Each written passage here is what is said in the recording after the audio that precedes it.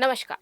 यदि मैं आपसे कहूं कि भारत एक पूरे विश्व में ऐसी इमेज क्रिएट कर रहा है जिसमें ये कहा जा रहा है कि भारत एक फेल नेशन है, एक हारा हुआ देश है, तो आप सभी को ये लगेगा कि कहां पर ये कौन सा नैरेटिव सेट किया जा रहा है। ऐसा तो कुछ भी नहीं है, भारत तो बहुत प्रोग्रेस कर रहा है, विच इज गुड, हम प्रोग्रेस भी कर रहे हैं।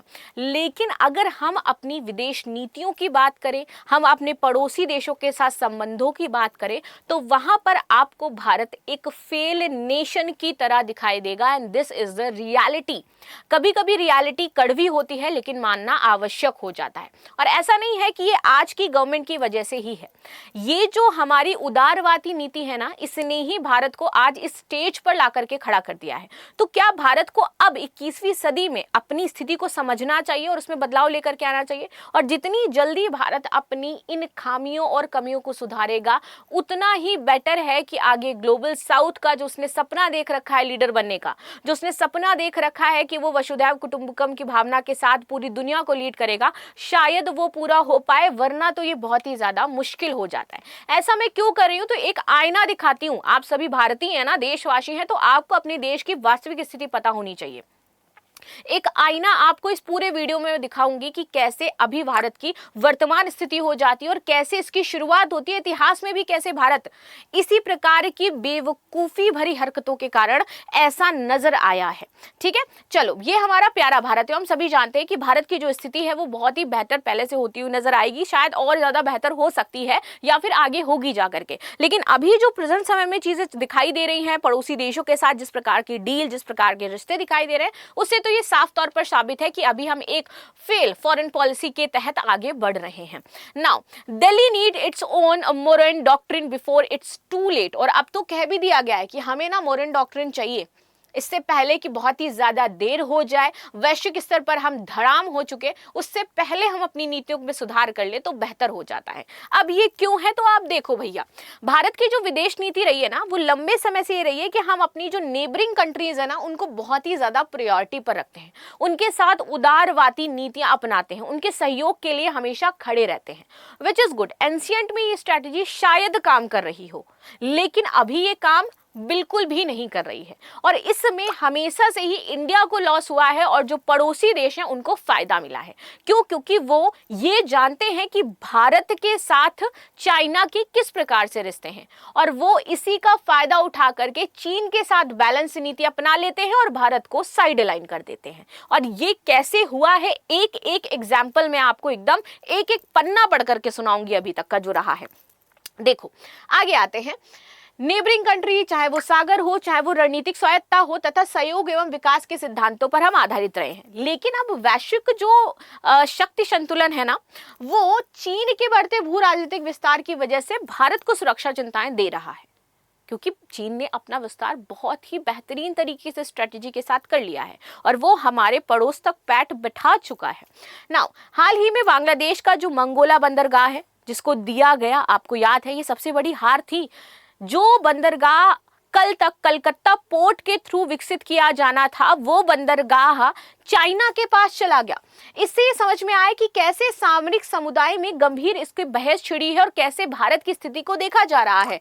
कोलकाता बंदरगाह से लगभग 180 किलोमीटर दूर पर स्थित है और पहले से भारत की एक कंपनी विकसित कर रही थी। ऐसे घटनाक्रमों से यह प्रश्न उठता है कि क्या भारत को भी अमेरिका के जो मोनरो सिद्धांत है, इसकी पॉलिसी अपने पड़ोसी देशों के लिए लागू कर देनी चाहिए? क्या भारत को वैसा ही करना चाहिए जैसे यूएस अपने पड़ोसी देशों के साथ करता है? तो आप अब जज करके बताना कि क्या ये सही हो जाता है। बांग्लादेश और चीन की बढ़ती निकटता ये दिखा देती है कि भारत ने कैसे अपने हाथ के सामने बांग्लादेश को छूटते हुए देखा है। वो बांग्लादेश जहां पर कोई भी नया पीएम बनता था, इंडिया विजिट करता था, लेकिन वही बांग्लादेश जो कोई भी नया पीएम बन रहा है, इवन द नेपाल जो चूज करा, एक छोटा देश नेपाल जैसा कंट्री भी फर्स्टली चाइना विजिट करना चाहता है। क्यों? क्योंकि उसको पता है कि वो देश पैसा देगा और इंडिया के साथ क्या संबंध है, तो हम तो भैया कहाँ जाएंगे, शक्ति संतुलन और रणनीतिक जो बैलेंस है वो स्टैब्लिश करेंगे जाकर, क्योंकि हमारे यहां पर तो इसको डेवलप किया जाएगा। हमने इतना क्रूशियल पॉइंट खोया है, ये हो जाता है अगरतला और ये था मंगोला, और हम दोनों ही खो चुके हैं अब चाइना के हाथों। यहां पर डायरेक्ट एक्सेस मिल रहा था हमें अगरतला का, अब हमारा चिकन नेक खतरे में पहले से ज्यादा आ चुका है, लेकिन अभी हम नहीं सोच पा रहे हैं। Right, Bangladesh Turkey launch joint defence foreign affairs mechanism deepen strategic ties. Turkey के साथ मिलकर के बांग्लादेश ये काम कर रहा है। प्लस आपको याद होगा पाकिस्तान के साथ मिलकर के जो बांग्लादेश अपनी चीजों को बेटर करने का प्रयास कर रहा था। यानी कि किसी पड़ोसी देश में जब प्रतिद्वंदी महाशक्तियां ऐसी आधारभूत संरचना का विकास करती है जिसके भविष्य में सैन्य और दुरुपयोग किए जा सकते हैं, तो वह केवल आर्थिक निवेश नहीं रहता है, ये राष्ट्रीय सुरक्षा का प्रश्न बन जाता है। और ये वही है, ये राष्ट्रीय सुरक्षा का प्रश्न है। जो ये चीजें अभी हो रही हमारे पड़ोस में, ये सिर्फ इन्वेस्टमेंट नहीं है, ये आपकी नेशन के लिए, फ्यूचर के लिए खतरा है। और आप इसको शांति से दूर से बैठ करके सिर्फ देख पा रहे हो, ऑब्जर्व कर पा रहे हो। You don't even take any actions, then why you are in the government and what are the things you are applying on this? And this is not for present time, ये history से create हुआ है, ये history से चला आ रहा है। और कब तक हम वही घिसी पिटी पुरानी जो हमारी पॉलिसीज है उसको लेकर के आगे बढ़ेंगे? वी नीड चेंजमेंट, जरूरी है अभी प्रेजेंट टाइम में।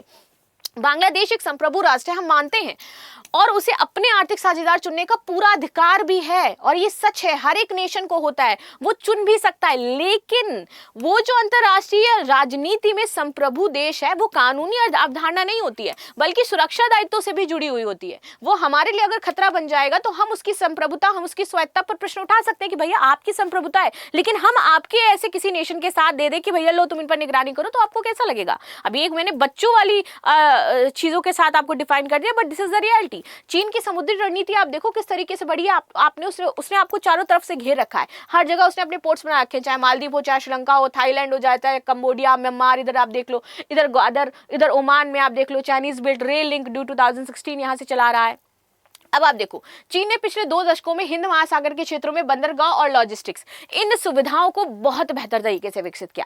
चाहे पाकिस्तान में ग्वादर हो, श्रीलंका का हम्बनटोटा मजबूरी में देना पड़ा भाई, म्यांमार का क्वेम्फू, बांग्लादेश का चिटगांव, और अब संभावित रूप से मंगोला भी हाथ में है। तो ये लिंक जो उसने बनाया, आप इसको तोड़ने के लिए कुछ नहीं कर पाओगे। हम्बनटोटा भारत का जो मॉडल था, वो सबसे बड़ी चिंता थी। हम्बनटोटा जो मॉडल था, क्यों चिंता बना? देखो, चीन ने भारी ऋण दिया पहले श्रीलंका को, ठीक है, परियोजना को जो जैसा लाभ मिलना था वैसे श्रीलंका को नहीं मिल पाया और ना ही चाइना को मिल पाया। अब श्रीलंका वो ऋण चुका नहीं पाया जो दिया गया था परियोजना के लिए। इसके बदले मजबूरी में उसको 99 वर्षों के लिए अपना हम्बनटोटा देना पड़ा कि लो हम आपको लीज पर दे रहे हैं। और यही वो अन्य नेशंस के साथ करेगा, and that is called the डेब्ट ट्रैप डिप्लोमेसी, जिसके बारे में हम जानते हैं। और वो हमारे सभी पड़ोसी देशों के साथ यही कर रहा है, चाहे वो केन्या हो जाए, पाकिस्तान हो जाए, म्यांमार हो जाए, श्रीलंका हो जाए, चाहे वो अदर नेशंस हो जाए। तो अब हमें ये देखना है कि हम क्या कर सकते हैं, अब हमारी कैसी पॉलिसी होनी चाहिए, और जिस हम मॉडर्न पॉलिसी की बात करें, वो पॉलिसी कैसे भारत के लिए मददगार साबित होगी। अच्छा, एक सबसे बड़ी चीज मैं आपको दिखाऊंगी कि हम खाली बस लक्षद्वीप कह देते हैं विजिट कर लो। मालदीव के साथ हमारी कोई दिक्कतें हुई तो हमने फोटो डाल दी और कह दी लक्षद्वीप विजिट करो, आकर के लक्षद्वीप के साथ सारी चीजें बेटर हो जाएंगी। तो क्या बहुत सारी चीजें हमें बेटर होती हुई दिखाई दी? अत्यधिक उदारवाद रहा है भारत का अभी तक का। पूर्व राजदूत राजीव डोगरा की एक पुस्तक है जिसमें ये मेंशन था, हाउ नेशंस फेल्स। स्पेशली उन्होंने लिखा है कि कैसे हमारा देश एक फेल देश बनता जा रहा है, कि स्वतंत्रता के बाद भारत ने कई बार रणनीतिक उदारता दिखाई, किंतु उससे दीर्घकालिक सामरिक लाभ हमें प्राप्त नहीं हुए। और अब मैं एक एक करके एक गलत डिसीजन आपको बताती हूं जो इतिहास से अभी तक चला आया है, जिस घिसी पिटी पॉलिसी एक तरीके को हम लेके आगे बढ़ रहे हैं। सबसे पहला हम कोवाब घाटी की बात करेंगे। ये जो कोवाब घाटी थी 1953 में भारत ने किसको दे दी? म्यांमार को दे दी। और आज वही कोवाब घाटी आदिरीज के लिए यूज की जा रही है। चाइना उस पर आधिपत्य जमा करके बैठा है। We are the foolish people जिन्होंने ऐसा काम किया। नाउ सेकंड, कोको द्वीप। भारत ने स्वतंत्रता के समय इस द्वीप को प्रभाव स्थापित नहीं किया, जिसके बाद म्यांमार ने इस पर नियंत्रण हुआ और चीन ने वहां रणनीतिक रुचि दिखा दी। ये हमारा फेल्योर है जिस पर हम बांट रहे हैं। भैया क्या है तुम्हारे पास बांटने को? पहले सोने की चिड़िया आप थे, वैसे ही आपको ब्रिटिशर्स लूट करके चले गए। उसके बाद जो आपकी स्ट्रैटेजी थी, जो आपको दूरदर्शी होना चाहिए था, आपने बांटना शुरू कर दिया। नेक्स्ट, तिब्बत में भारतीय अधिकार। 1954 के समझौते में भारत ने तिब्बत को अपने डाक और संचार सैन्य चौकियों पे अधिकार अपने आप समाप्त कर दिया। क्यों? हम क्यों इतने बड़े दानदाता बनते चले आए शुरुआत से?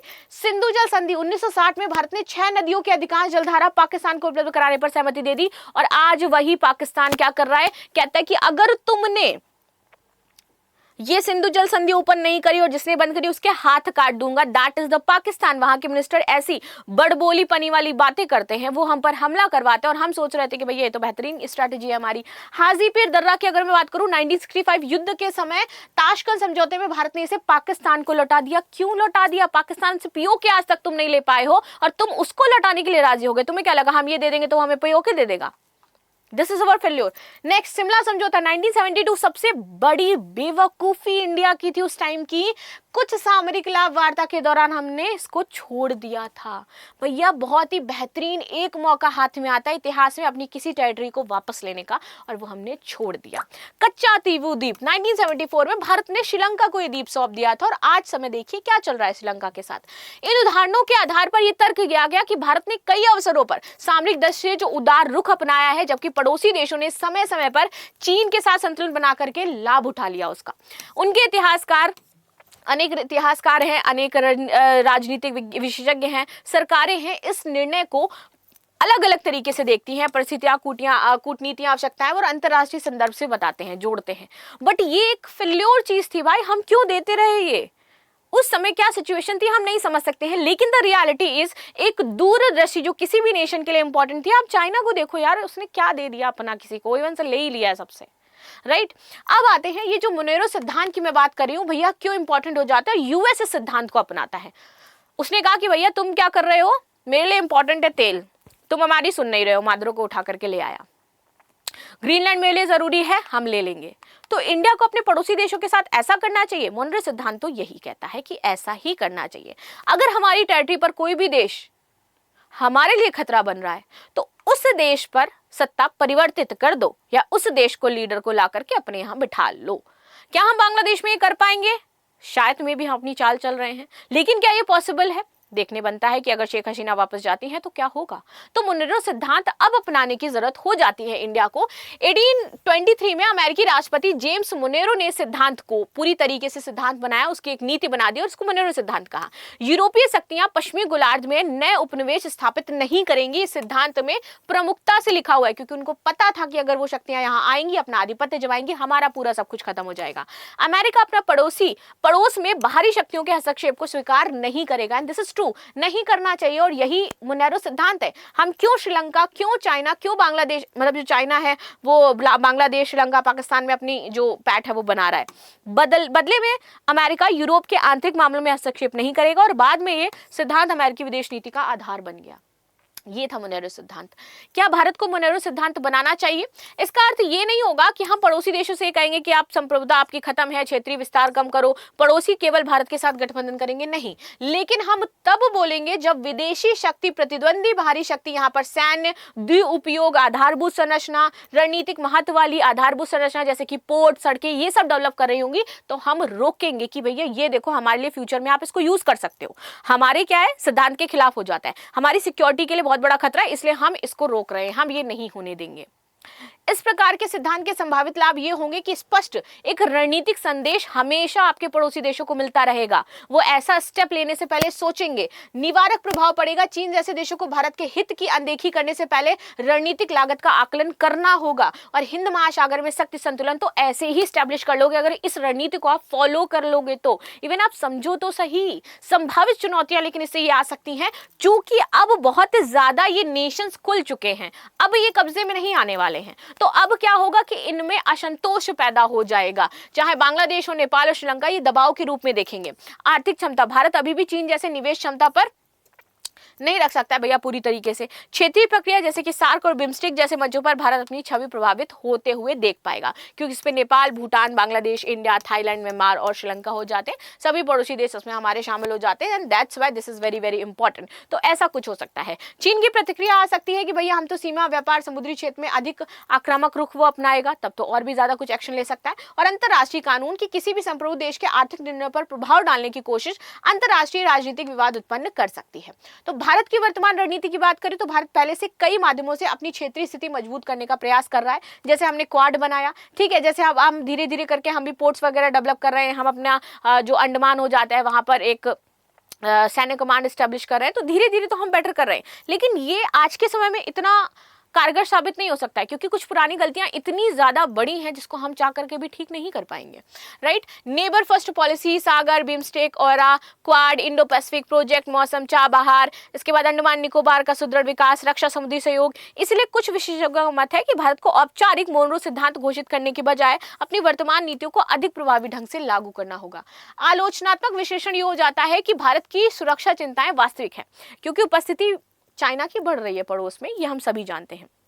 आर्थिक निवेश और दुरुपयोग, आधारभूत संरचना का विकास भारत के दीर्घकालिक जो चीजें हैं उसको हैम्पर करेगा। तो 19वीं सदी में मोनरो सिद्धांत को वर्तमान दक्षिण एशियाई परिदृश्य का यथावत लागू करना सरल नहीं होगा, लेकिन अगर हम चाहें तो धीरे धीरे व्यवहारिक रणनीति से इस चीजों को मॉडरेट कर सकते हैं और अपने हित में ला करके अपनी चीजों को तेज अवसंरचना, विश्वसनीयता बढ़ा करके इसको टैकल कर पाएंगे। And that's why this is important कि मोनारो सिद्धांत लागू भले ना हो, कुछ तो हमें कुछ बड़ा करना होगा और अपनी स्थिति को स्टैब्लिश करना होगा, वरना भारत एक हारा हुआ नेशन कहलाएगा अगर हम विदेश नीति की बात करें। And this is failure, book में भी लिखा हुआ है कि क्या गलतियां हुई हैं हमसे और कैसे हम उसको ठीक कर सकते हैं। तो आपकी क्या राय है जरूर बताइएगा। मिलते हैं नेक्स्ट क्लास में, तब तक के लिए धन्यवाद। लाइक शेयर सब्सक्राइब करना बिल्कुल भी ना भूलें and thank you so much.